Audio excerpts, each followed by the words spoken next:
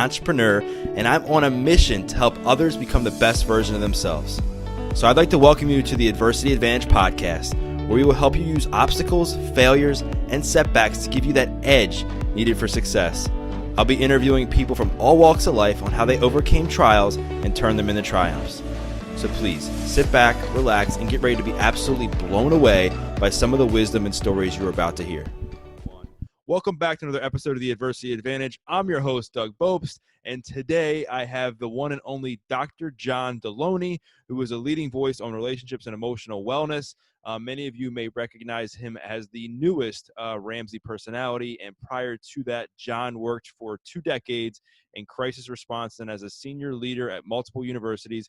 He holds two PhDs, one in counseling and the other in higher education. John, thanks so much for coming on. What's up, man? How we doing? Good. Do you prefer John or Dr. John? No, dude. My mom named me John. That one's the best. That one's the best, dude. Yeah, it's always fun.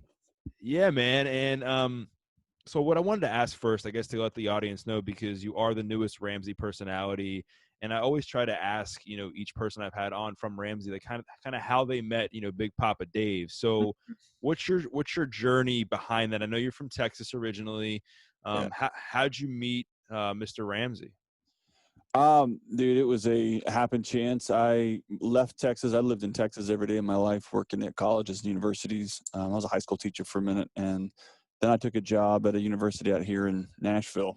And Dave has, his senior leadership team, that they're a tight group. And I gave a talk to a group of parents and students, and his executive vice president was in the audience dropping their daughter off at the school, and they knew they were looking for additional people, and she just said, "That's the guy." And so I didn't know I was entered a recruiting phase at that point.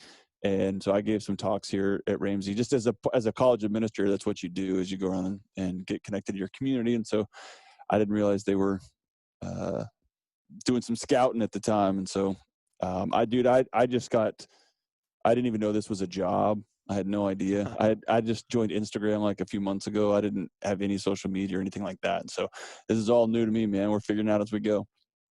Yeah, man. And I think it's awesome to see kind of things just happen, and it's like divine intervention sometimes, how things kind of just fall into place when they're meant to.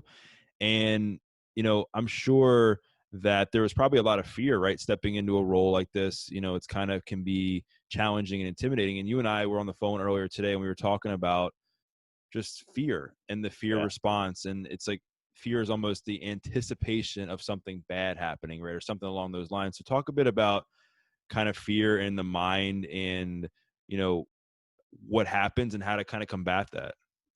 Yeah. I to go back to your first question, it's almost been I don't know enough to know to have been scared. Right. And right. So I knew Dave Ramsey, like we did the program, and my wife and I went through the debt-free program and all that. I had no idea that 17 million people listened to it. So I was so out of the ecosystem. I didn't know enough to know that I should have been terrified just waltzing into the radio show. And so I think in many ways that's served me well. In other ways, I wish I could go back and do a few of the early shows better. Right? I just was unprepared. When it comes to fear, I think what served me well is understanding that my brain, every cell in my body has one job, and that's to get to tomorrow. And to get to tomorrow, and then to get to the next day and the next day. And its job is not to make me popular. Its job is not to do anything other than scan the environment 24/7 for things that may take me out. And so I need to always be remembering that the fear scan, the fear monitor that's going on everywhere is always cooking, always running, and always sending me information. And that if I let that guide my day, if I don't actively seek to get other inputs or put that in its rightful place, then, man, it can take over everything. Then it'll kill me, man. It'll just lead to chronic stress and isolation, and it'll kill me either right away or over time. Yeah, I mean, you're right. And I think, some stress obviously is good for the body, but chronic stress is very detrimental.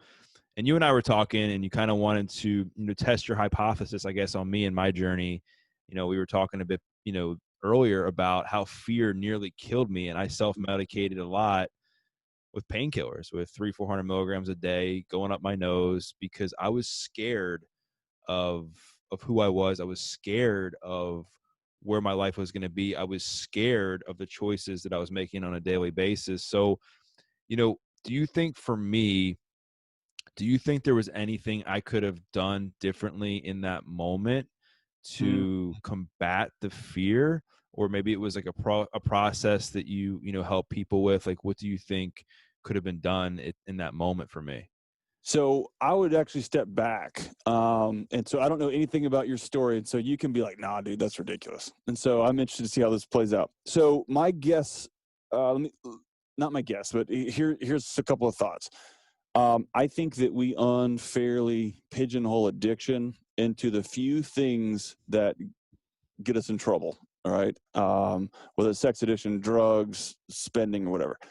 I love a broader picture of what addiction looks like. And I got it from Terrence Real, who I think is one of the most brilliant minds out right now. But it's the idea that any sort of running or compressing behavior or hiding behavior, whether it's working 90 hours a week at a law firm and they pay you $1 million, that's addiction, right? Or it is television, or it is hunting, or it is putting 400 milligrams of hydrocodone up your nose. It's all the same thing. It just manifests itself differently. And so then I always want to know what's beneath that. And so the two things over my career I've seen it distill down to is some sort of trauma, which can be acute, or neglect, right? Either you watch some stuff happen, or you experience some stuff, or you didn't get the connection that you needed. And that brings me to the second thing, which is addiction, anxiety, ADHD. All those things are disorders of disconnection, which says I don't have a series of relationships that I can be vulnerable in and be fully known. And so then your brain sounds the alarms, and then you're off to the races trying to cover up and whack-a-mole those feelings and thoughts and biochemistry responses. Is that fair? That's fair, and it's pretty spot on, actually. I did have a lot of trauma. Not that you had trauma, but that I'm not an idiot. So, okay, good. No. Yeah, and I love that we're doing it this way, because I've never actually done this on the show, or we've actually like having an actual conversation about my own journey, right? And you're kind of giving me feedback. And my parents got divorced when I was 5. I suffered pretty much every type of abuse there is throughout the course of my life: sexual, physical, emotional, psychological, mental. I was bullied in school, right? Yep. So I had all that. And then I was also the kid who loved sports. Like, I was the guy who was always watching Sports Center, collecting baseball cards. But the problem was I was the most unathletic, uncoordinated, ungifted athlete there was. Always picked last, always trying to fit in the places where at the time I couldn't. And so that creates a ton of disconnection, not just from people around me, but from myself, where I didn't really know who I was. So trying to hide behind that led into a ton of anxiety, a ton of panic, right, where I couldn't even stand who I was when I looked in the mirror, and I wanted to just numb the pain as fast as I could. And so that's why I started using drugs. It started with smoking pot. Pot led to cocaine. Cocaine and anxiety go together about as well. As someone wanting to lose weight is someone who wants to lose weight and eating pizza, right? They don't go together at all. So I was like, all right, well, how can I numb myself like crazy? Let's do painkillers. Yeah. And it snowballed from there, man. Gotcha. And so my guess would be, again, having never met you before, if you experienced divorce at the age of 5, right, there was some sort of what I would call cage rattling going on emotionally in your parents' house before age 5, that as a kid, when kids feel dysfunction and they are not connected, and they feel the people in the world not connected, what they do, I like to say, in absence of data, we make up stories. And a 5-year-old can't process data, right? So a 5-year-old looks and feels this, and he says, somehow this is my fault. And it doesn't matter. Same thing with abuse and that sort of trauma. That's the evil of trauma, is that it severs our ability to make connections, because the brain catches fear, right? And it says that will never happen again. And that happens because somebody I loved or somebody I know hurt me, and so that will never happen again. And it heads off to the woods, and the rest of your body that's so dependent on relationships starts just spinning and spinning and spinning, right? And so until you deal with those old traumas and you heal the ability to reconnect, man, it's off to the races, man. You're so right. And even in my own experience, just because I think about looking back, like it was like always like, well, what's wrong with me? Why am I different? Like, what did I do to cause this? Because back then the divorce rate wasn't nearly what it is now. I mean, we're talking almost 33. Yep. This was 27 years ago. I mean, right? So like most of the people I knew in my life, their parents were together. I mean, they didn't have the split home like I grew up in. So that was part of it. Like, was this shame, was like, okay, like what's wrong with me? Because we sometimes bind and create connections through trauma to other people that are going through the same thing. You look at like the addiction community, when people are recovering from addiction, that's why these, things like AA and NA and recovery support groups are so popular, because it's connection, man. it's connection, right? Yep. So how does one, I mean, like, how could I have, I guess, handled and change this fear cycle in my brain, the trauma, like to unpack that? Like, how could I have done it differently so I didn't like go to drugs? Or how can anybody? So is anybody? So my point is, if anybody's listening, right, and they might be in a similar spot where they're uncomfortable with themselves, they're disconnected, they got all this trauma, they have all these memories in their mind, and their first inclination is like, how can I numb the pain as fast as possible? And what you're saying is there's some steps where you don't necessarily have to go that route if possible. Yeah. And I think a couple of things here. Number one, you asked what I would suggest is the demon that haunts every survivor of any sort of trauma. And I think trauma, we tend to think in car wrecks and sexual abuse and big, crazy things. Trauma is also cumulative. And so it can be a giant, you get hit in the head with a cinder block, or it can be someone throwing a pebble at you every day for 30 years. Over time, that weight of those rocks is the same, right? And so it can be a season of being picked last and the athletes are winning, right? And so you asked, I think the question that haunts everybody who experiences trauma, myself included, is what should I have done? And what I would tell everybody is that 5-year-old kids should do nothing but be 5. And a lot of us are still walking around with a 5-year-old inside of us wondering, what should I have done? And dude, I want to take that kid and hug him. And that's what they should have done. They should have hugged, and they should have played with their trucks, and they should have had a mom and a dad that loved them. They should have had a community of people that loved them. And so they shouldn't have done anything. They shouldn't have been hurt is the deal, right? And so that's answer number one. And most of the time in a therapeutic context, as soon as somebody can free themselves from that 7-year-old that's still trying to protect them, still in there fishing for what they screwed up, man, you're talking like the backpack shame full of bricks just comes off, right? The second thing you asked is, what do you do when you find yourself at 33 or 22 or 25? And I think it's a roulette wheel. And I stole this from Brene Brown, but she says, genetics loads the gun and environment pulls the trigger. So all of us have different tendencies. We lean different ways, right?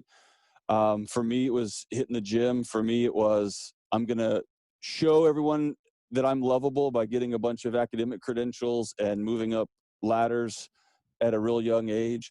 Other people try to find false connection through addiction. So I think it's really getting to that root cause of looking in the mirror and being able to say, I'm a person of value. And until you can get back to that thing, everything we're doing is we're chasing, man. We're just chasing and chasing and chasing. And look around the world, dude. We're spun out and we're exhausted, man. We are exhausted, right? Yeah, and so I'm going to be very vulnerable here, and share something I don't think I've ever really shared publicly, like on a podcast like this, and let alone my own. Right? Is that, I thought I had it all together. Even like when I got out of jail, and I beat addiction, and when I say beat, I mean I had been in recovery at this point for probably about 4 or 5 years. And I was ripped. I had the body I wanted. I was making really good money. I just wrote my first book. I was getting ready to compete in a men's physique competition. I was being, auditioning to become a model, like all these things that the little young Doug teenager would have thought this is what Yeah. determines happiness and fulfillment, was having abs and having big arms and making great money and, having women look at you, like all these things. Right. Mm. But inside, I had still not truly seen value for who I was as a person.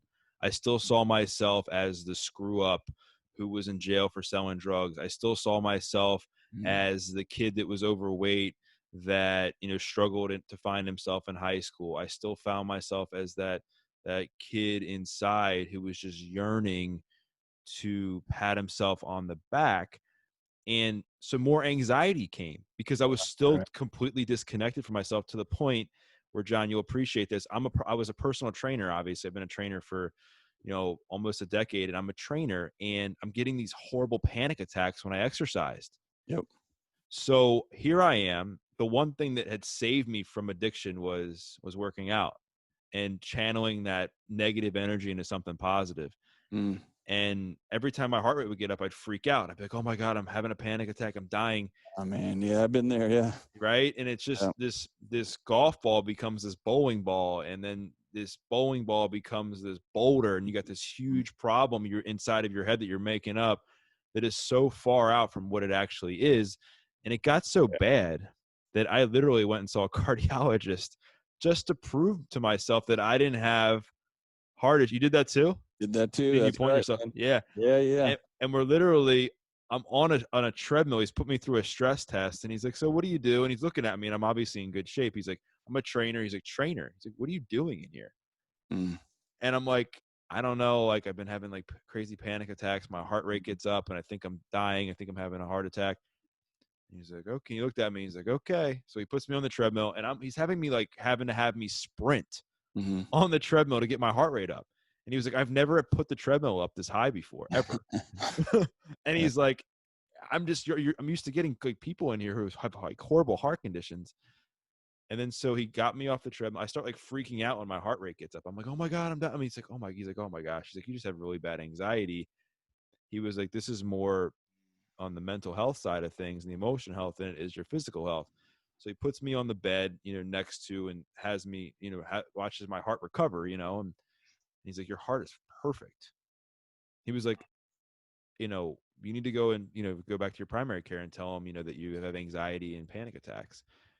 And it was from that moment that I was like, wow, like, why is this coming to me? Why am I so stressed out and overwhelmed? And it was because I hadn't really gone back into my childhood and forgiven myself for a lot of the choices I made, and looked at the traumatic experiences that either were A, I caused a lot of it, right? And B, that were externally put into my life, and been at peace with that. Giving Yeah. myself forgiveness, right? So like, yeah, I'll talk about like, what's your response to what I just said? Is that kind of normal? Because to me, like, most people didn't understand it, because they're like, you're getting anxiety when you exercise. Like, anxiety like lessens my exercise lessens my anxiety. So like, I don't know what you're talking about. Yeah, I see that a lot, which is a common response to addiction, is you just trade one addiction for another, right? And so it looks on the front end more healthy and more together, and everybody cheers you on, right? And then you get that affirmation you've been dying for. But that's not connection, right? I often say around here, one of these little slogan-y statements I throw around a lot is communication is not connection, right? You guys So, love those slogan-y statements, by oh the my way. gosh. I think my favorite, by the way, is make sure you're running with thoroughbreds and not donkeys, I believe. Dude, this is the most slogan-centric place I've I, ever been. I can only imagine. It's awesome. My desk is right down from Hogan's, and man, that dude is a slogan machine. It's incredible, man. But yeah, communication's not connection, right? And so much of us are so desperate for someone to say, you look good, and man, that feels good, but that is not binding us together, right? That's saying your performance is good. It's just addiction into something else and something else. And eventually those connection alarms go off. And so the big reframe for me on anxiety, because I had the same thing, man. I had a PhD, I had a healthy baby boy, I had a great marriage, I had my dream job. And like you say, man, went stone mad. And my job was to go get people who were suffering from mental health issues out of that situation and get them to the hospital. And I remember sitting in a situation where I just started laughing, brother. I just started cracking up. I was like, oh man, you're that guy now. And so I wasn't connected to anybody, right? I was trying to perform my way through life. So same exact thing, man. That's the idea of the 12 steps, right? Is it till you surrender, man. And I was spiritually broken at that point because I had no relationship with God. Because, you know, I grew up and all I knew is if you're good, you went to heaven. If you're bad, you went to hell, right? That was the old thing. And I was like, well, I'm on the highway to hell, so screw it. What's the point of even like believing in anything else? And also, like, I was like, you know, if God is about love and God's real, like, why did all this stuff happen to me? Yep. Like, I remember being in jail, my jail cell, like bawling my eyes out, being like, God, like, why is this happening to me? Like, give me a sign. Like, why? There were so many questions that I wanted answers to. And I never, obviously you don't really directly get them in that moment. You get them later on. And I remember a client of mine kind of pushing me to go to this non-denominational church. And, you know, I was always anti-religion. I still quote unquote am against religion, right? For me, it's more about like a relationship. Sure. And he was like, come to the church with me. And, you know, we'll go to Chipotle after. And I'm like, nah, man. I'm like, I'm going to hell for putting you through this workout. Like, that's what I was telling him, right? He was a pastor, you know, and finally, after that moment where I had those panic attacks that I shared a few minutes ago, I was like, you know what? I got to try something else. And I just felt this yearning and this calling to do that. And I remember just going into his office one day and just saying a prayer and just surrendering myself. And this monkey, like that backpack came off my back. Right. And it was the same backpack that came off me when I did drugs.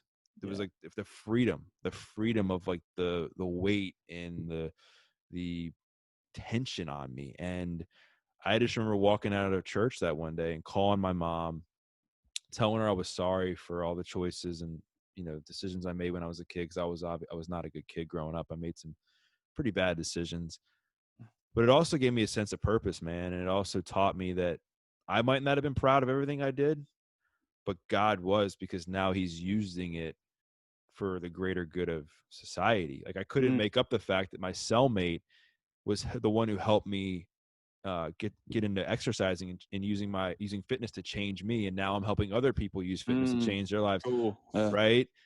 And so I believe that helped me so much.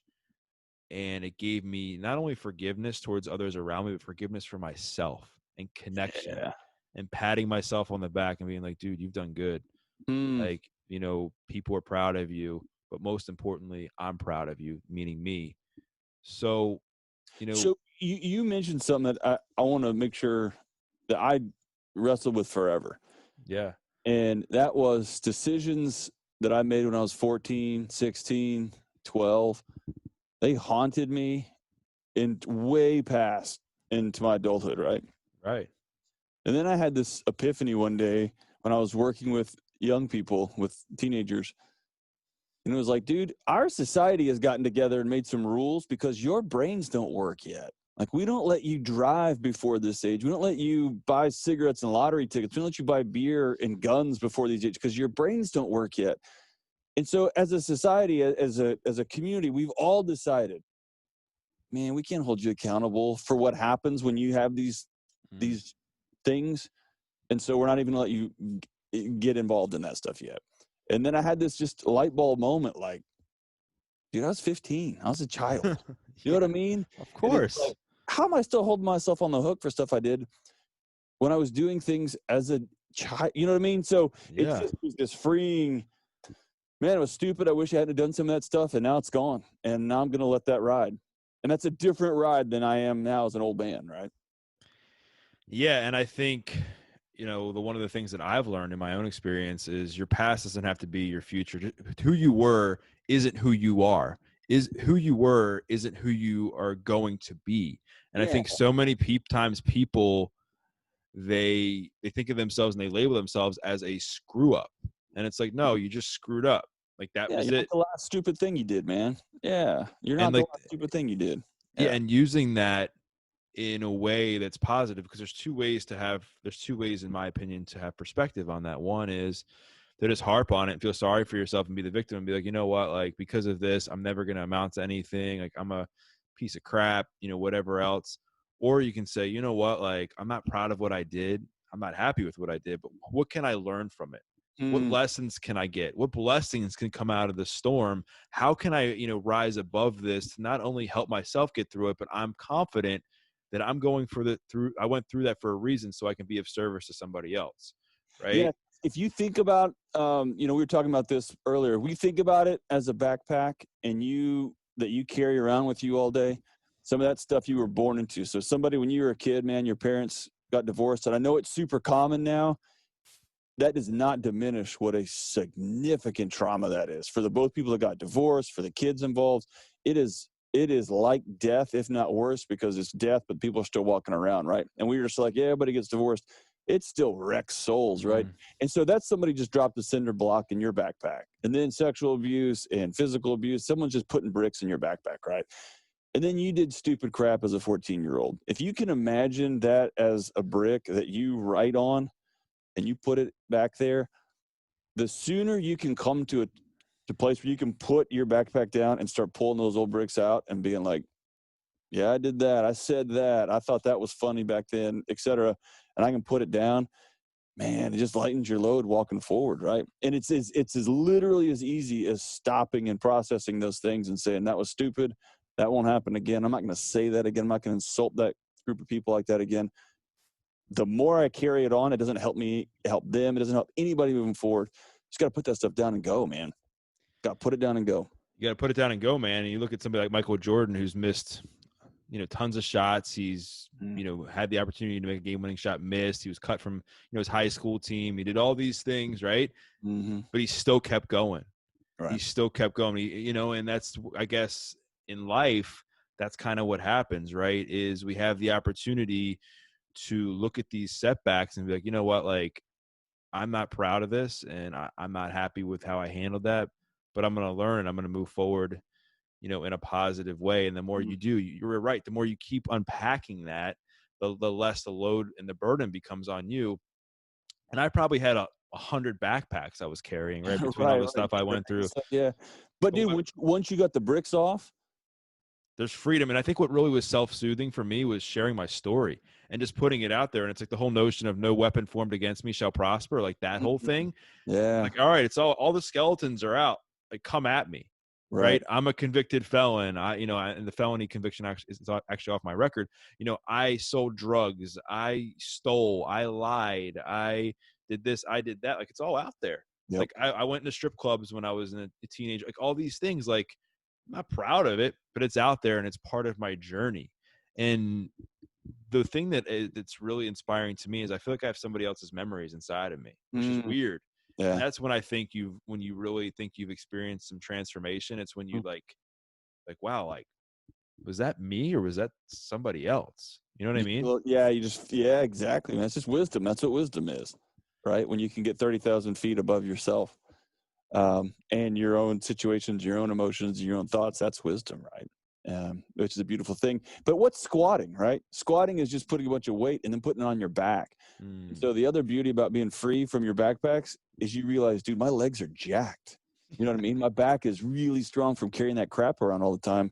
And now I can use that energy and strength moving forward to go help folks instead of just carrying stuff around. So it's not wasted, right? It's never wasted. Nothing's wasted, right? Right. And I love that analogy because you're right. Like, think about how strong people are that go through this. If I look at myself, yeah, dude, like the amount of, perseverance and adversity that I've had to go through over the last, 15 years is not what I would wish on anybody. Right. But at the same time, I'm extremely thankful that I went through it because I look at even some of the challenges even I'm facing now in business or challenges personally or whatever. I'm like, okay, like I've gotten through all that. I can get through this too. Yeah, man, you're limitless now, man. Like you've gotten to mine the soul, the depths of your inner heart, man, and find out, I know what my lines are, man. Most people sleepwalk through life and never do that. I heard a stat the other day that the two things that people are using to get through the shutdown was like the alcohol sales in this country are off the chart. Like 500%, I think, or something It's like insane. yeah. And our medicated spending, just our Amazon clicking. And so we are buying and drinking our way through this last 3 months, man. And that's a group of people, that's millions and millions of people who have not refused to look in the mirror, dude. They will not get to the depths. And here's the deal, man. At some point, you got to pay that back. At some point, you got to pay the piper on that deal, dude. And so the quicker and more vigorously we get inside of our hearts and go spelunking and to find out what we're made of, man, you had the opportunity to do that, right? And now, man, now you're limitless, man. You can just go now. What a gift. Yeah, I'm super blessed, man. I mean, it's definitely not been easy. I feel like there comes times like, man, I'm tired. I'm tired of doing this. I'm tired of because it's a fight, right? You're fighting constantly, just trying to get better. You're fighting that, even like when you're looking back at your past sometimes and you're like, wow, I can't believe I did that. And you have to know that the only way through is forward. And that having peace and knowing that you're going to fall, you're going to stumble, you're not going to be perfect, but you just keep getting back up. And that's what I've done. I've gone through a ton of stuff. I just keep getting back up, keep moving forward. And we talk about connection. I was going to say, that's the magic, is there is moments for all of us when I can't get back up. And that's when you've got a group. That's when you've got people to help you up. Right. And dude, I say this all the time. I'm an introvert from Texas, man. I got a lifetime hunting pass. My dad was a homicided SWAT guy at the Houston Police Department. Like, I've grown up around bad dudes. And this myth that we can pull ourselves up by ourselves and do our own things, that is a straight up, it's a lie. It's just not real, dude. You got to have other people in your life. And I don't care how tough and smart and cool or whatever you think you are. There's going to be moments when you can't get up. And that's why you've got teams. That they don't have Navy SEAL. There's not one. They go in units and they go in teams, right? You got to have people to hold your arms up in the desert when you're tired, man. And that's what community does. That's what connection does. Now, do you think it's more, is there any like brain, like science behind the brain and what it does for your brain when you're around a community of people, or is it just something that's just, you've kind of just seen just from experience? Yeah. I mean, the myth part is scientific. We co-regulate ourselves, man. We are kids, especially, have no ability to regulate themselves. They do it against other people, right? That's when they grow up in stressful, chaotic homes. ADHD, dude, is not a disease. That's not a brain malfunction. That is your brain doing what it needs to do to protect itself right now. That is what anxiety is. Anxiety is just an alarm system in a house that's on fire. And we spend so much energy trying to turn the alarm off and not addressing the fact that, dude, my house is on fire, man. I know. Look at this ecosystem I set up for myself. I got no friends. I spend money I don't got. I am trying to get connected by hooking up with a bunch of different, we just create this stupid world. And then we get mad that the alarm's ringing, man. The alarms are working just fine, dude. It's this world we set up. So yeah, it's science. And I think it goes all the way back to, man, when you lost your tribe out in the wilderness, you were going to die. And that's it. And I think our brains have developed over time to, when they find yourself alone, it sounds the alarms. The most damning statistic I heard was that, when your body recognizes loneliness, the biochemical poison that it pulses through your veins is more damaging than smoking. Really? Loneliness will kill you. Yeah. Look around, dude. Loneliness is killing us. The Journal of American Medical Association, that's a real journal, not an internet journal.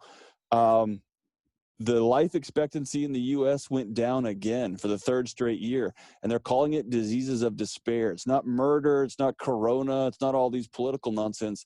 It is suicide, addiction, and organ system failures like heart disease and liver failure, they're called diseases of despair. We are lonelying ourselves to death. Long tail suicide, dude. It's brutal, man. It's horrible. And I heard you say that, earlier, that the Brene Brown thing was like genetics are the gun and the environment's the trigger. And I noticed that in my own life. I noticed that when I was running around with the wrong crowds, that created this sense of, I say this a lot, sense of normalcy for what my life was. Like, I thought it was normal to get high all day. I thought it was normal to talk a certain way. I thought it was normal to not have goals, right? And what ended up happening was I didn't know anything else. Like, my goals were, okay, I'm going to die by drug overdose, because that was like the quote unquote cool thing to do. Like, I mean, I remember there was Right. Yeah. there was like the musicians who died I think they all died at 27. There was that group, and I had that poster in my room. Like, that was like people I idolized. Right. And then obviously I got to jail, and then I realized, okay, like, the way I was living prior to this obviously wasn't working, because my goal in life was to, do drugs until the day I died, and sell drugs and do all these things. And here I am incarcerated, crying to God, asking a lot of questions. Right.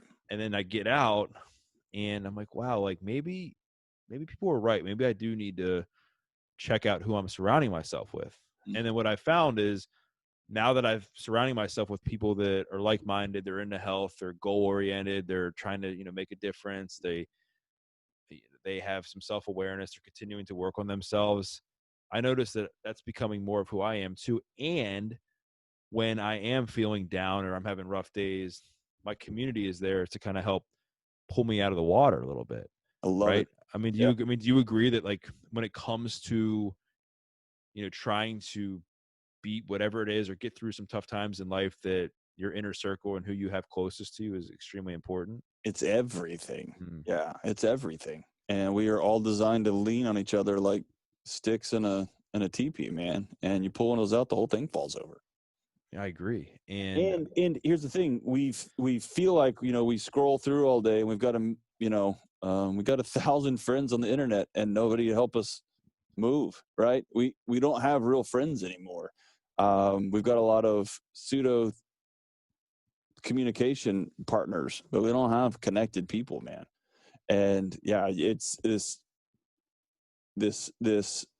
insane drive to be busier and to accomplish and to achieve. And hey, what's up? Look at your pictures. Look at my pictures. And that is not connection, brother. That's not.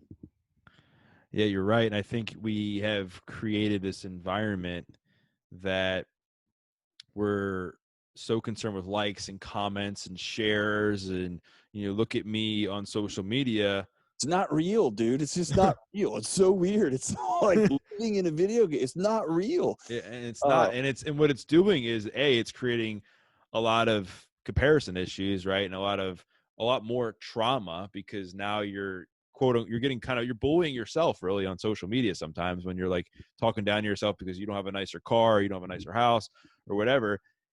And then it's like limiting our ability to have like deep, meaningful relationships, because we're so used to being consumed with our phone.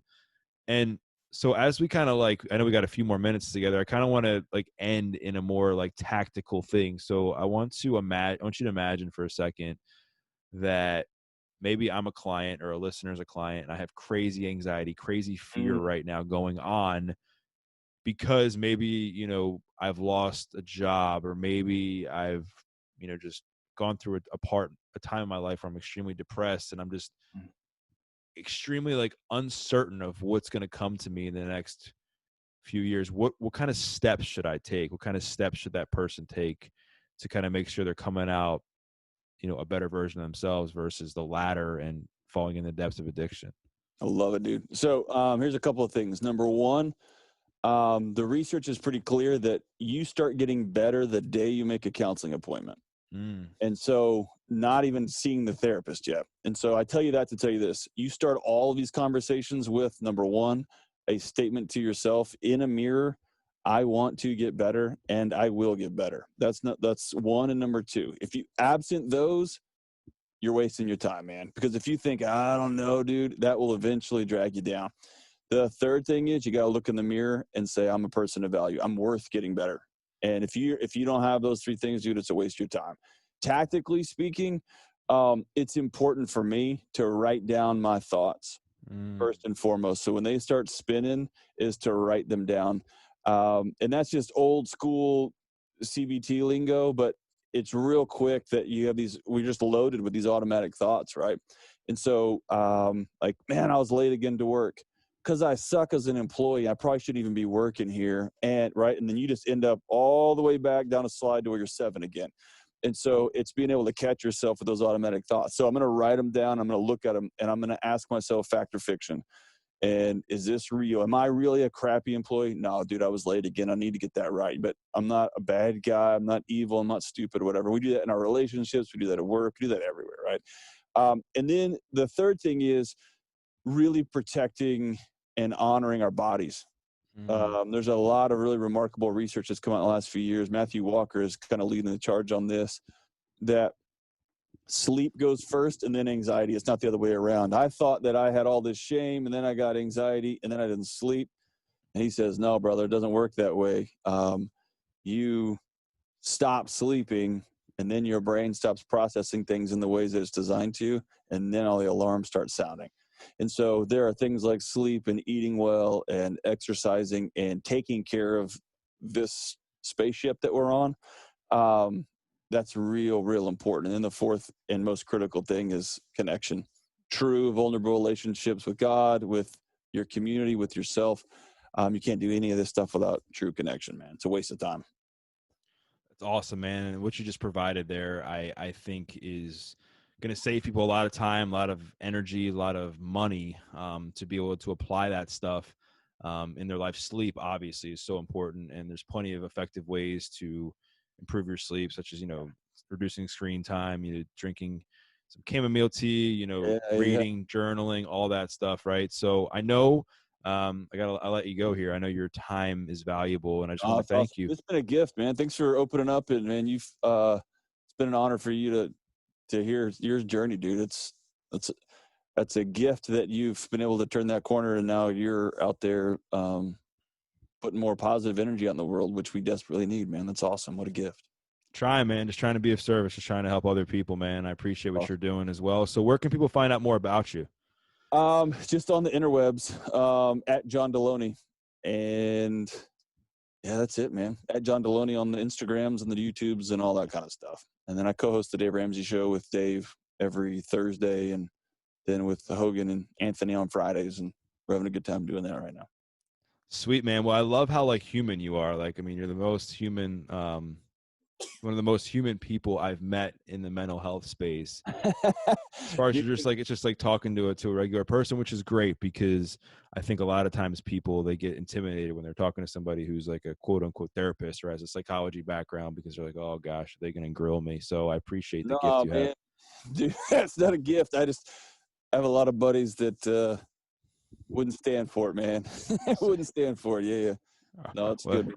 Well, cool. I'll make sure to plug all your contact info in the show notes. And once again, John, thank you so much for coming on here. And listeners, if you love this episode, please, leave us a review, reach out to John, reach out to myself, and let us know what you think. We'd love to hear from you, and just please take heed of John's advice and the advice he gave me. It's super important. Make sure that, you're trying to apply that, and don't be afraid to ask for help. If you're struggling, you're listening to this right now and you're having trouble, please raise your hand, ask for help, and look at yourself in the mirror and just believe that you can and will get better. So once again, thank you for listening to this episode of The Adversity Advantage. I'm your host, Doug Bopst, and we will see you next time.